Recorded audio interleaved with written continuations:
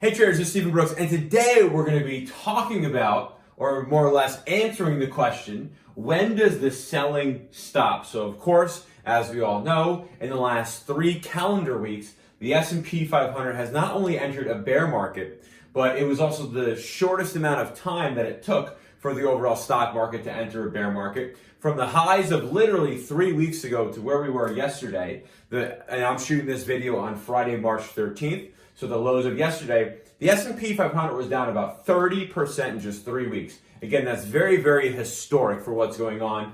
A lot of this has to do with the coronavirus, and a lot of the selling has to do with a lot of hedge funds having to de-lever because they came into the year in 2020 very leveraged up, because that's probably the only way they could ever beat the returns of the market. So the question is, well, when does the selling stop?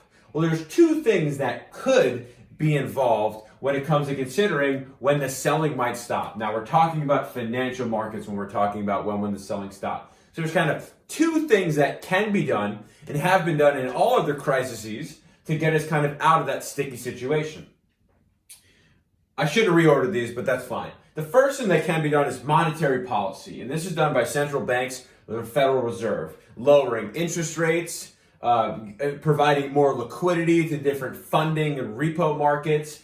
This is currently going on today. Last week, the Federal Reserve raised their overnight interest rate by about 50 basis points, and the market is currently pricing in between a 75 and 100 basis point cut next week when the Federal Reserve meets. That would take interest rates to 0. And those are overnight interest rates for banks, basically. That would make them 0.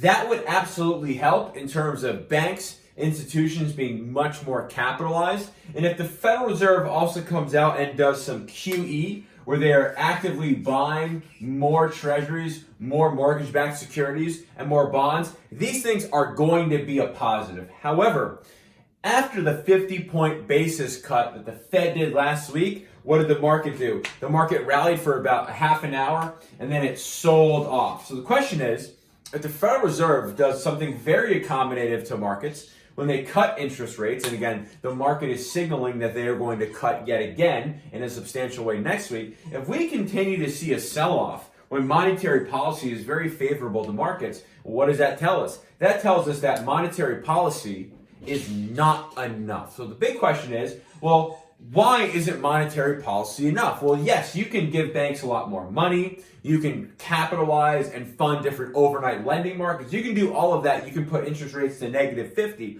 But at the end of the day, the coronavirus is not a financial crisis. It is a health crisis. And because of that, really the only thing that can really substantially turn this around and give us kind of a floor for a few weeks to a few months is fiscal policy. That's done by government, by the Treasury, or by Congress. So what ends up happening here when you have a health crisis is, right now there are a lot of folks in the United States and all over the world who are more or less concerned about leaving their homes, leaving their apartments. What will end up happening is they will, of course, spend less money. Now, again, why is that a problem? Well, 70% of our GDP in the United States is based off of consumer spending. So, of course, over the last few weeks, and likely the next few weeks to come, consumers are going to tighten up just because they don't really want to leave their homes. If they're not going to leave their homes, they're of course not going to go to sporting events, which have already been canceled. They're not going to go to the movies. They're not going to go ahead and spend money going out to dinner. They're not going to take vacations. So, of course,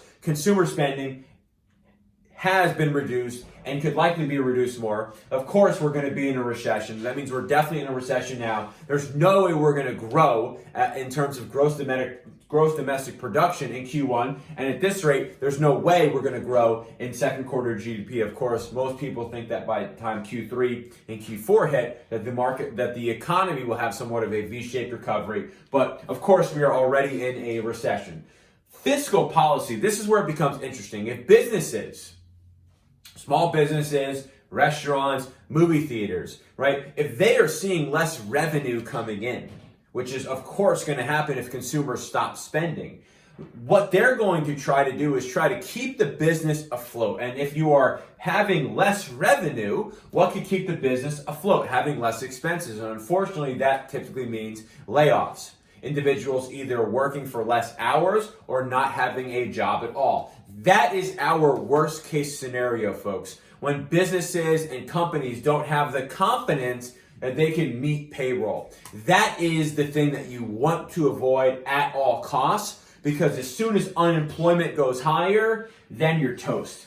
Because if you have a 3 to 6 month issue with the virus that goes away and you don't have people laid off, then the economy absolutely 1000% can have a V-shaped recovery where it bottoms and then it goes more or less straight back up. If you get to the point where people start to get laid off, people start to lose their jobs, and the unemployment rate goes up, then it will not be a V-shaped recovery. It will be something like we go down and then it takes some time to eventually get back to those levels. So for those folks who are looking for a V-shaped recovery in the economy, again, that's only really going to be able to happen when you have people not losing their job and the unemployment rate not going higher. So how do we fix that? Remember, as a small business, as a business of any size, if I have the confidence that I am capitalized enough for the next 2, 3, 4, 5, 6 months, then I won't have to lay off anyone. And of course, that will avoid that worst case scenario. So what has to happen on the fiscal side?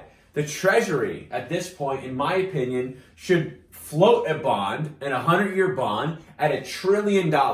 They could do it right now for maybe 1%, 2% interest over 100 years, which is literally ridiculous to even consider it, but it's true where we are today in 2020. They could raise $1 trillion and it would happen in a matter of hours. They would raise that $1 trillion.